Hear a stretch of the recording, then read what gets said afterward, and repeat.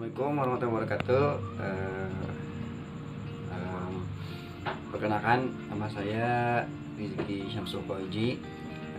Saya dari Pendidikan Geografi 2018 kelas C. Di sini saya akan menjelaskan terkait tugas mata kuliah Geografi Regional Negara Maju yang diampu oleh Bapak Darwis Darmawan, Magister Pendidikan. Nah, di sini saya akan menjelaskan terkait apa saja sih indikator dari negara maju itu. Nah, sebelumnya teman-teman, apa yang terlintas dari benak teman-teman terkait negara maju seperti itu. Nah, di sini ada dua indikator. Yang pertama ada indikator kuantitatif dan ada indikator kualitatif. Nah, indikator kuantitatif adalah indikator yang menunjukkan terkait angka, data, statistik seperti itu. Nah, dan data kualitatif adalah data yang berhubungan, data yang mampu atau bisa dikomparasikan seperti bagaimana sih pola perilaku masyarakat negara maju itu seperti apa. Nah, itu data-data kualitatif. Nah, kita jelaskan terlebih dahulu terkait indikator yang pertama, indikator kuantitatif.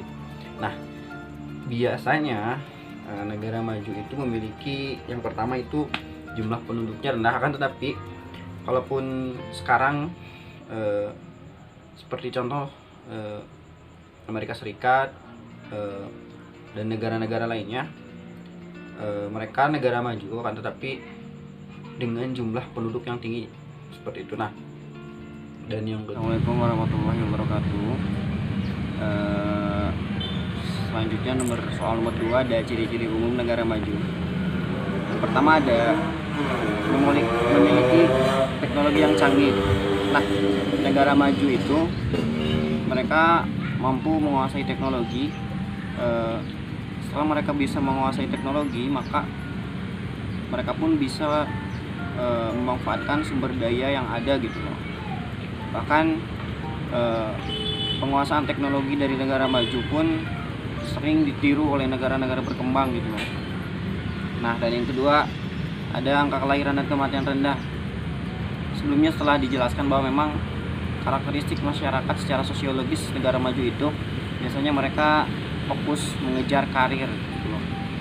Karena angka kelahirannya dan kematiannya rendah itu disebabkan karena memang kesejahteraan hidup mereka itu tinggi gitu loh. Nah, terus yang ketiga ada banyaknya industri elektronika dan transportasi. Nah, kita bisa mencontoh Korea Selatan ya, mereka punya Samsung, dan Amerika dengan Apple-nya, dan Jepang dengan kereta cepatnya gitu. Nah, terus yang keempat ada angka pengangguran yang sedikit karena ditinjau secara ekonomi, negara maju itu lapangan kerja yang sangat banyak sekali dan menyebabkan pengangguran itu sedikit gitu loh. Bahkan pengangguran pun di sana digaji. Nah, selanjutnya ada tingkat KKN rendah. Ini berhubungan dengan hukum, di mana seorang pejabat di sana, bahkan di Cina, apabila saya ditemukan atau tersangka saya korupsi, maka tolong siapkan sebelum saya tersangka peti mati untuk saya gitu. Itu betapa memang kesadaran hukum di sana sangat tinggi. Nah, terus selanjutnya ada intensitas mobilitas tinggi. Negara maju itu biasanya fokus sekali dengan mengajar karir. Mereka memiliki mobilitas sosial yang sangat tinggi sekali. Terus yang terakhir selanjutnya ada pendapatan rata-rata penduduk tinggi. Karena didukung dengan tingkat ekonomi yang tinggi, rata-rata penduduk di sana sangat tinggi pendapatannya gitu. Nah, terus selanjutnya ada sifat kemandirian masyarakat yang tinggi. Di sana masyarakat tidak bergantung seperti di negara berkembang ya. Mereka punya sifat kemandirian yang sangat tinggi sekali, terus dengan sifat nasionalisme yang tinggi sekali gitu. Mereka punya jiwa nasionalisme yang tinggi. Oke, soal nomor 3 yakni terkait Australia.